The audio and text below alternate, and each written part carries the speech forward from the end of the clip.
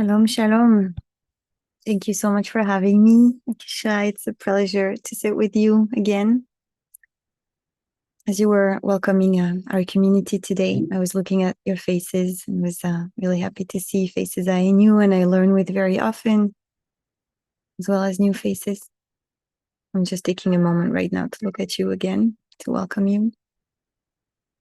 And I actually want to invite you to take a moment with each other, to look at each other, to acknowledge that it's not just me coming to sit in this space with this specific teacher today, but it's actually us. We're sitting as a kehila from so many places in the world.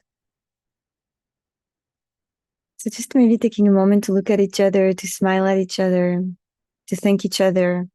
Because if you were not coming here and connecting at this time, you know, Kashira and I, we would be sitting by ourselves, and Rachel, you know. And so it gives me hope for the world to see that there are 187 of us for whom it's important to take a moment in the day to just sit. Actually, not to just sit, also to connect to the parasha, to get like a little spark of an insight, and then to sit with it. That's what we're doing here. And so I do want to dedicate this learning today to the outside of Hirsch Goldberg Pauling. I cannot not say it.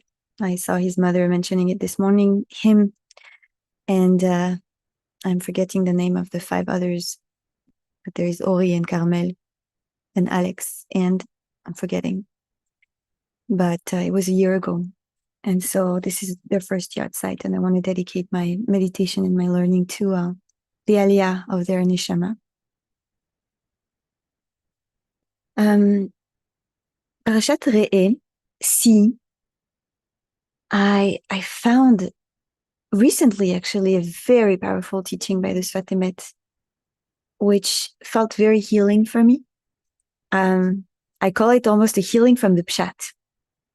Because, you know, sometimes the pshat of the biblical narrative can be quite harsh, let's put it this way, yeah?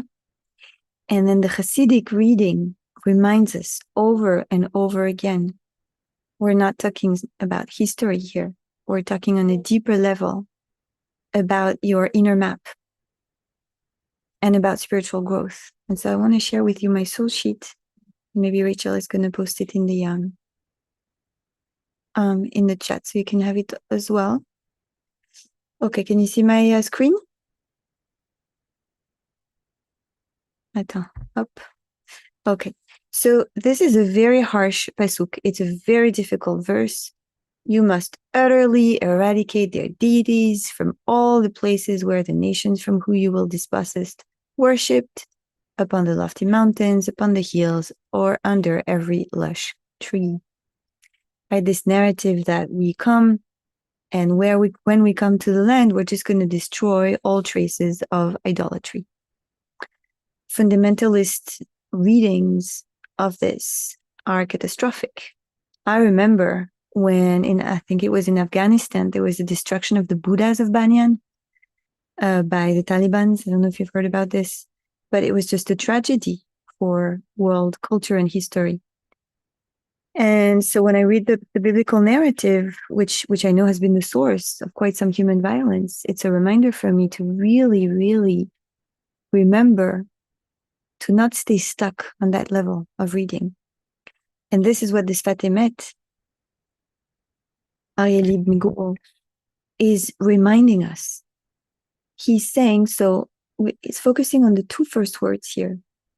Abed, Ta'abdun. Destroy, you shall destroy. Okay? And Rashi about this, he says, why is there a repetition of this word destroying, or to lose, to make something be lost to itself? Well, to disappear in a way, that's what it means. Why is this insistence?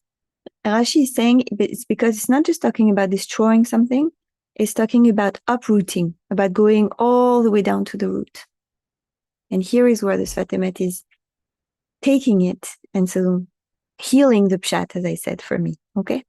He's commenting not on the pasuk, but on Rashi's commentary of the pasuk, okay? Who is saying, it's about the eradication of the root, right? שצריך, סליחה, לשורש אחרי. You have to go all the way down to the root of idolatry. I don't want to comment right now about what is idolatry. All I can say is that it's much, much wider and larger than the idea of having statues. But actually, I want to say it on one foot. There is this Zen saying that says, when the sage shows the moon, the idiot looks at the finger. And that's idolatry. Is that instead of focusing on the essence of things, on what really matters, I'm gonna stay stuck at the level of the form or the intermediary.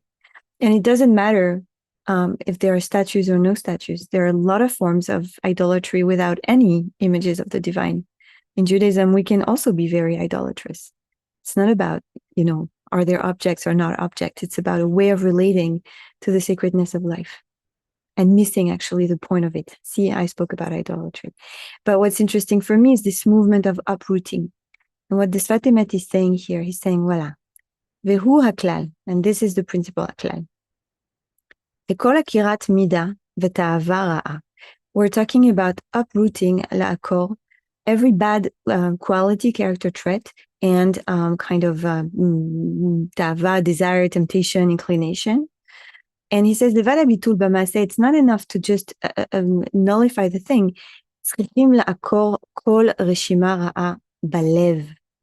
We need to uproot even every trace of, even a trace, not just a root, but the trace of what is not good in our hearts.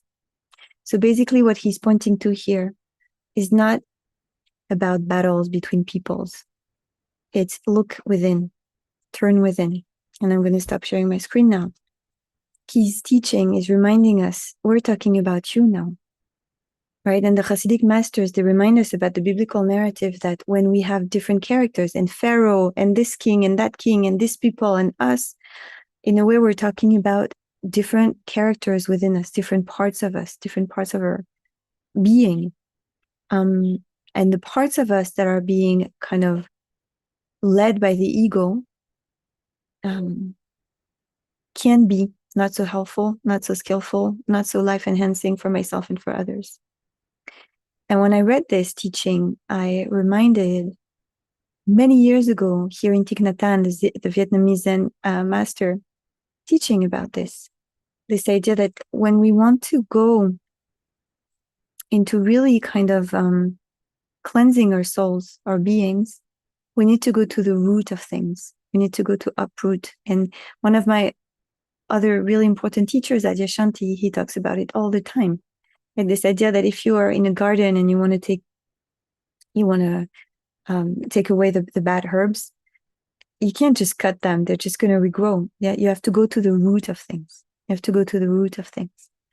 And if I'm getting more precise, if I want to go to the root of things, if I want to go to the root of anger, for instance, maybe I'll see that behind anger, maybe there is a lot of fear or a lot of sadness. If I go to the root of envy, maybe I'll see that at the root of envy, there is a sense of insecurity, a sense of that I'm not enough, right? And so what I want to add to this teaching is that actually what helps me go to the root of things is two things. One is contained in the title of this parasha, Re'eh, see. For us, the uprooting, we don't do it with our hands. We don't go into our hearts like this. It's a deep seeing that happens in meditation practice. But not just seeing. We need compassionate seeing. Because if I look at myself without compassion, I'm not going to uproot anything because it's going to stay stuck there. I'm going to get this defensive with my own gaze. Does that make sense? What heals is deep seeing.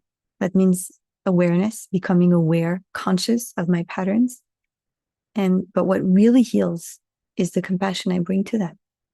Right? If I have these midot, ra'ot, right? For me, it's very important to kind of grow up, to grow from the kind of, this is a bad midah, this is a good midah, good character trait, bad character. we have expressions of the self, and some are more mature and some are less mature, and some are more ego driven, that is closed and defensive, and some are more open to life. And so deep seeing together with deep compassion is what helps go to the root of things and heal there from the root in the heart. And I'm really glad we're learning about this. We're just 1 week before Rosh Chodesh Elul, as Shira reminded us. We're in the second half, towards like our last week of the month of Av, which is a real ascent from the bottom of the pit of Tisha B'Av, which we say in our tradition, we got there because of Sinat Chinam, of gratuitous hatred. And from there we start going up. And how do we start ascending again? Through the antidote, and the antidote of hatred is love. It's love. That's how we go to the root of the heart. And that's how we uproot the things that are destructive. And so let's meditate. Let's meet our hearts. Let's go to the root. I want to invite you to adjust your posture, to kind of turn within now. Maybe close your eyes. If closing the eyes doesn't feel comfortable, you can simply gaze down in front of you. But just this idea that I'm turning within now, I'm meeting my experience from the inside. I'm not projected outwards towards the world. And we go into this very tender space of being within ourselves together with each other. That's what I'm doing now. I'm not looking at you anymore. I'm not looking at my text. I'm kind of turning inward with you.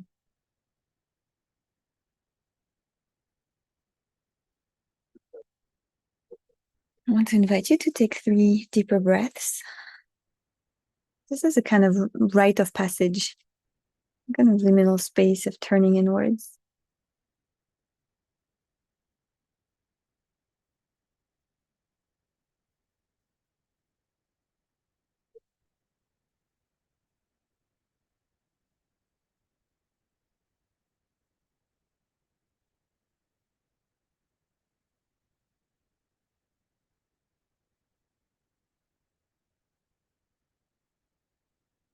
And perhaps on the next exhale, you want to invite your hips, your legs, your feet to kind of drop down a little more towards the earth, the ground, the earth.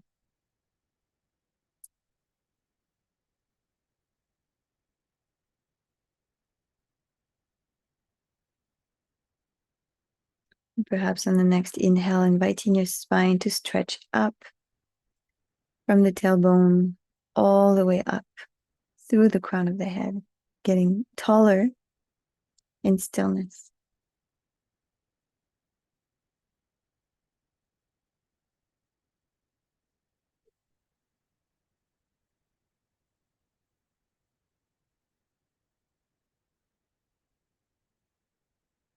And perhaps on the next exhale, inviting your shoulders to relax.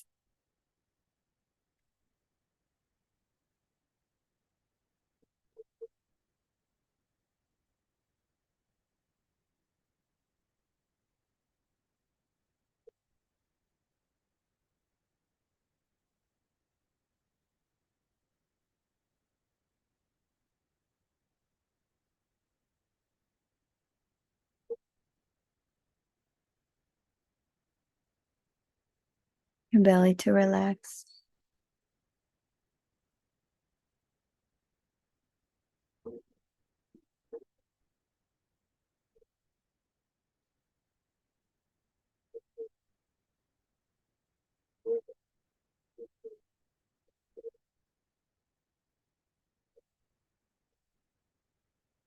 Your chest and your throat to soften. And if it can help you feel more connected, more grounded in your body, if you feel you're very up in your head right now or lacking some self-compassion, I want to invite you to place a hand on your heart and a hand on your belly. And to just sit with this touch of kindness.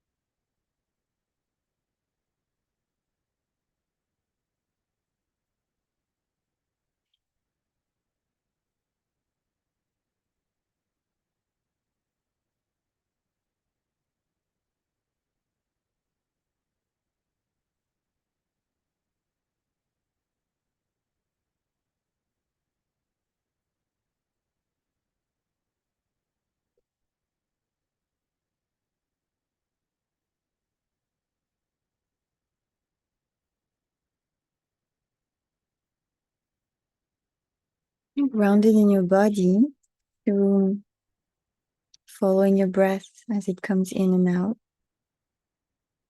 or connecting to the felt sensation of your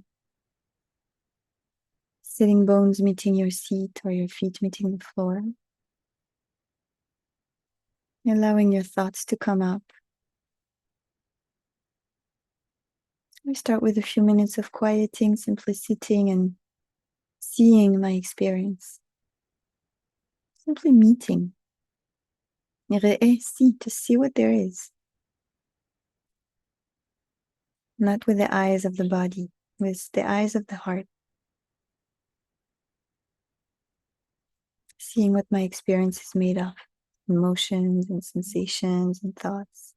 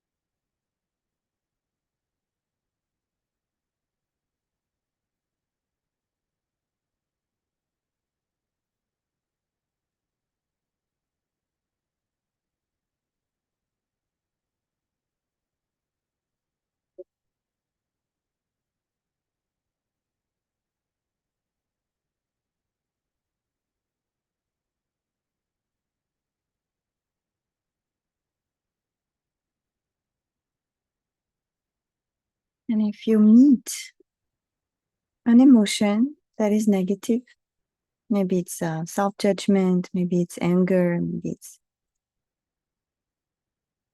pessimism, resentment, any emotion that's negative. The invitation is to go to the root of it. In a way, we're doing something very similar to the rain method, to recognize what is, to allow, and then to investigate. Right? That's going to the root, to the shoresh.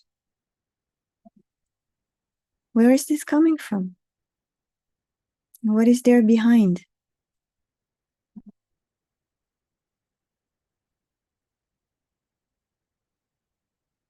Can we be very curious, very receptive, ready to get insights about this emotion that usually I just try to push away or engaging too much, engage with? Oh, what is there behind? What is there behind this anger? Perhaps I'm just incredibly hurt.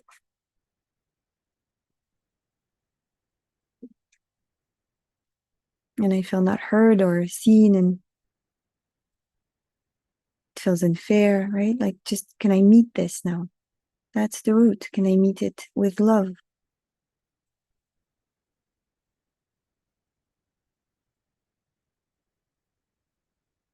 For the last minute of our meditation, whatever I met, can I meet it with love? Not trying to change, not trying to fix it. Can I meet it with love? Ahavat chinam.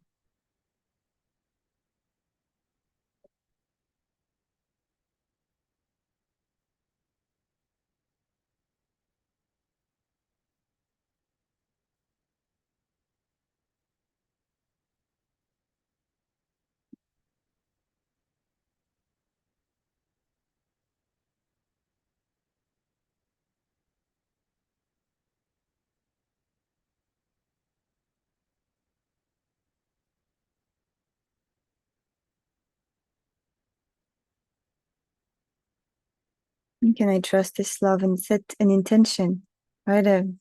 To, if I uproot this anger, this whatever emotion I met, can I plant the seed of love at the same place? Can I plant the seed of love,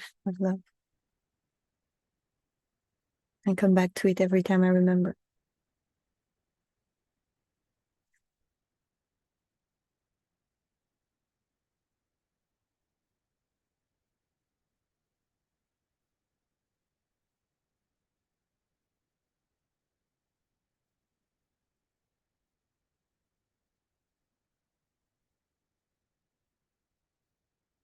Deep breath in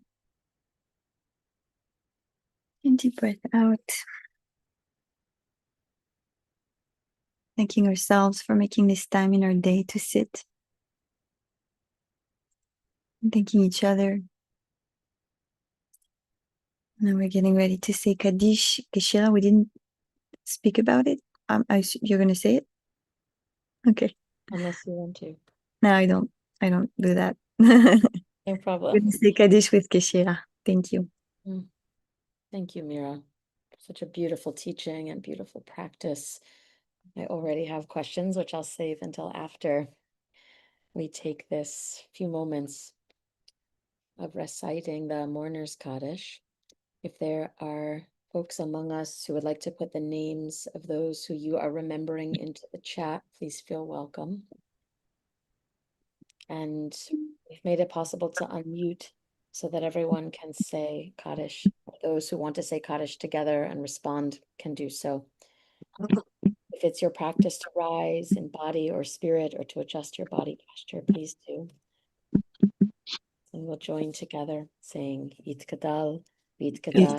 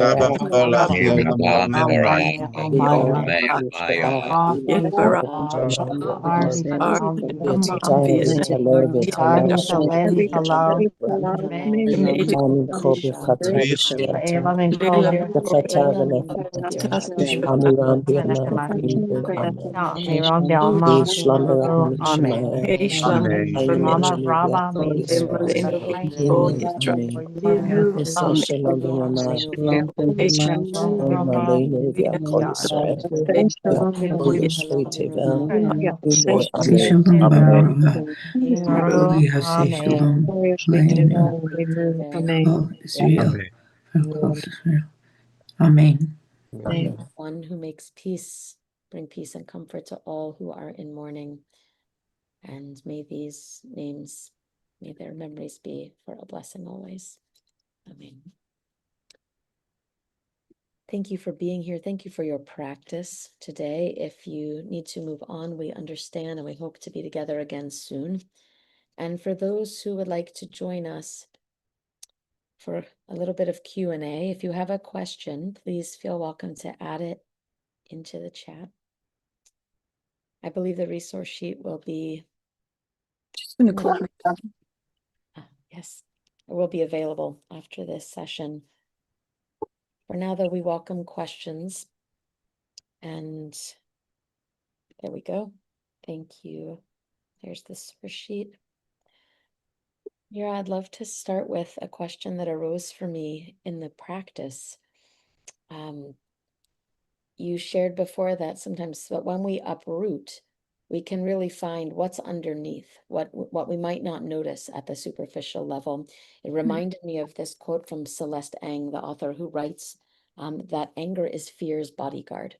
That often one emotion comes up and it's hiding another emotion.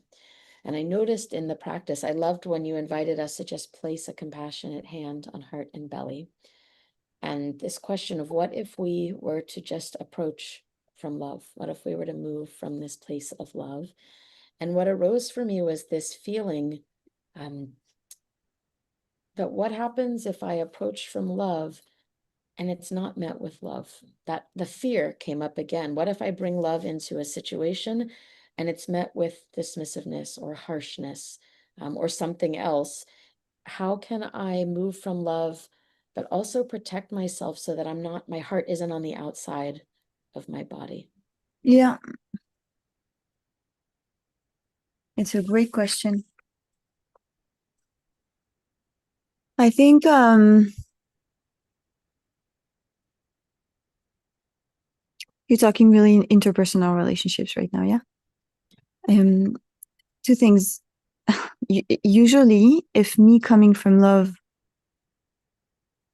meets something pushing away, often it means that there is hurt. And it's a bit like, when a little kid is upset and you come the first time and he's going to push you away, but it's because they actually want you to continue. And so usually I think if we feel very comfortable, if we feel that we're very clear that we're not, because I think even when we say I'm coming with love, even this can be tricky. Because I'm saying I'm coming from love, but actually I want your approval, or I'm afraid to be rejected, or do you know what I mean? Like, I think there is something in love that is unconditional in the sense that, like, I'm not expecting anything from you. I don't need your recognition. I don't need. And then there is less at stake. And then I'm less moved by rejection. Let's say it can be unpleasant, but it can happen. And it's happened to me before. I don't know, like a French student who was upset because a session was canceled, and he was right, but he got really, really triggered by it and really, really upset.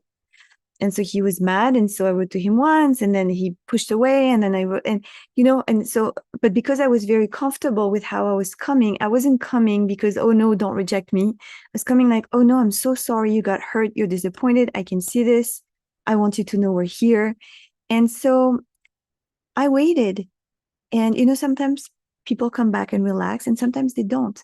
But if I'm really coming from love, I'm okay with that. And that includes, as you said, because that's essential, protecting myself. Right? I'm not going to come and say, yeah, like, come on, hurt me. I love everyone. Just hurt, Because sometimes, like, love can be really, really, a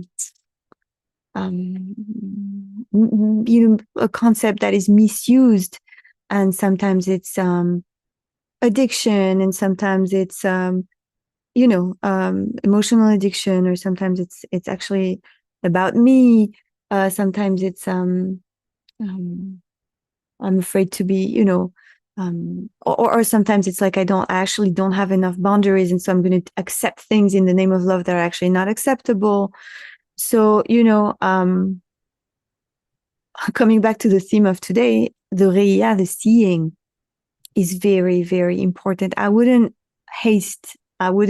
go too fast in saying I love the whole world and I'm going to love people who treat me badly, and I'm just going to, I can love them, but I can also say, hey, and actually when I love me, I can set my boundaries. I can act from a place of gvura without this to have to come from a place of bitterness or resentment or anger. And that's true freedom, by the way.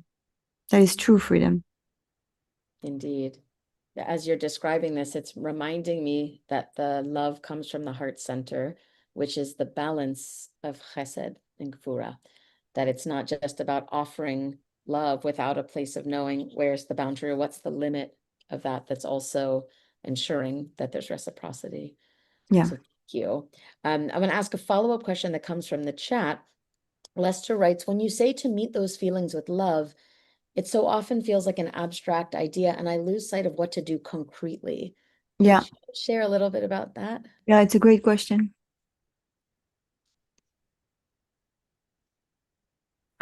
Okay. I'm going to try to give a concrete example.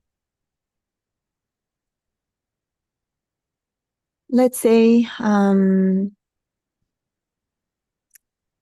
take the example of anger, and I want to go to the root of it. And behind anger, usually there is either fear or sadness.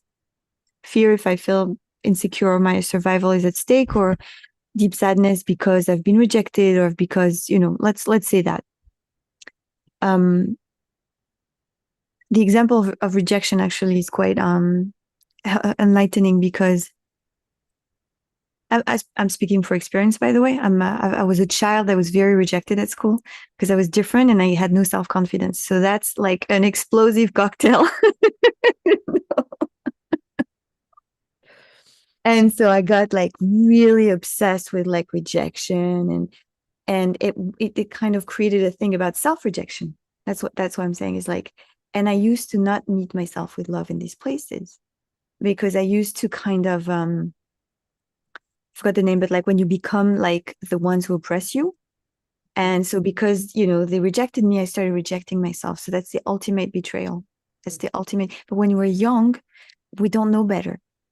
And we think, oh, if I hate myself enough, I'm going to change, and I'm going to become strong. And, if I'm hard enough, I did this for a very long time. I really refused to accept myself, like really. And I would. And my life has changed. And that's basically, it's called self-compassion, by the way. It's not for no reason that I'm doing this course, in Elul.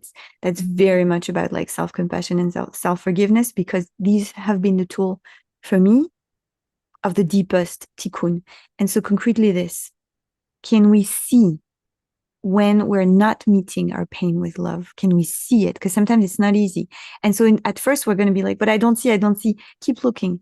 Just keep looking, like deeply, like inquire. That's it. And I can't say more than that, right? Then it's going to be, it's like, when, if I want to teach you to surf or to swim, I can explain to you the theory, but at some point your body is going to do it, the motions, until it gets it, right? It's the same thing. Just keep looking deeply. Oh, because it may take time to even realize, oh my God, I'm being so harsh with myself right now. And it's still something that sometimes I catch myself when I'm sad or when I'm down. It's always like this, right? To add a layer by judging myself for being sad and down, right? And sometimes I catch myself and I'm like, lady, no. Yala. Kilo, kilo. And then I say to myself, like, what's wrong with like love? Like, I don't need to, beat myself up because I'm down, which I'm never down, right? Because I'm a meditation teacher, so I'm always happy. And but so that's one concrete thing. It's just like really inquiry, like keep looking, like inquire, observe, and then awareness of your, judgment, your harshness is going to come. And then love is a choice. Love is a practice. And thank God we all have an experience of it, because we've all loved a little brother, a sister, someone, a friend. We've all, have records of love. And so we have to befriend ourselves. We have to become our best friends. I mean, that's the beginning of everything, right? And so to apply that, how would you? And so if you're asking me, okay, concretely, how do I do that? Imagine you were your best friend right now and feeling down because of something, and then beating yourself up for that. What would you say to your best friend? Right? And we all know how to. So apply this to yourself. That's one tool, right? And see how it feels to be like, oh, and you can do lists of gratitude to yourself. And I even did something at a point. I did lists of pride, because I had a thing with shame. And so, right, it's like really like this way of looking at my life. And it's like, oh, look at you, blah, blah, blah, blah, blah. I live in Israel. I'm divorced twice. I don't have children at my age. Everybody's married with 4 children. So sometimes if I look at myself in this lens, I can be so harsh. But if I look at myself like as look at the family you're coming from and look at how you're doing, I'm like, yes, yes. And look at the family you're going to be building also, So it's really like so this is another very concrete tool. It's how do I look at myself? How do I look at my life? Do I look at the everything I've been through already, everything I've overcome already? Like these are very concrete tools for love. Look at what you've overcome. Look at what you've accomplished, And then the third one is a very embodied one. And for some people, it's very helpful because sometimes the danger of these things, not danger, but like it can be a little bit like keeping us stuck in the head. It's just like to feel in my body. Is there a constriction? Is there a place of tightness? And then love, by the way, that's why I do this. By the way, you can meditate, just do this. Don't try to think about anything. Just sit like this 10 minutes a day, 5 minutes a day. You'll feel the healing because this is the first language of love, or this. It's used in somatic healing, right? The hands under the armpits, because that's how babies are being held usually. And so it's a sense of I'm being held with love. And sometimes I apply it to myself when I'm not doing so well, which again never happens. And it's just so, I don't know if you can feel it. I feel it already right now, right? Like this is love. It starts with a touch. No need for concepts, no need for words. Just give this to yourself. Yeah. Beautiful practices. Thank you for bringing us back to the simplicity of even just bringing compassionate touch to our own bodies. This time of year, it always arises for me how easy it is to draw compassion for the other and how challenging it can be to bring it to myself. And you've now given me another way to think about this, which is to uproot what's going on underneath there, to widen the frame, the parts of myself that are harsh with myself, to think, what am I not considering? Where is there grace in my story that I'm not including now? How could I bring more love and compassion to myself? I noticed in the chat, there's been a lot of back and forth. I love the way that this community is in conversation in the chat and brings support to one another. Someone once shared with me a quote from someone named Carl Berry, who teaches to practice never leaving yourself. And it came to me as you were sharing that to just stay gently with ourselves, to come from a place of just gentleness, of tenderness, of compassion for ourselves. The world would be a better place if we were able to just, as you say, to move from love. So Yeah. thank you. And I just want to add, like, there's something where Lori wrote something that she imagined herself to be the gardener of her heart. So I just want to share this image for all of us. I think it's beautiful. Yeah. Thank you. That's a great place to land. I apologize for all the questions and comments in the chat that have gone unacknowledged. Why don't we land in this place of being the gardener of our hearts, to tend gently, to treat ourselves with the preciousness that we might treat what's in our gardens. Thank you, Mira, for being here. Thank you, Rachel, for your support behind the scenes. Thank you to IJS for this space, and to all of you for your practice. Be back again tomorrow, same time. Bye bye, everyone. Thank you.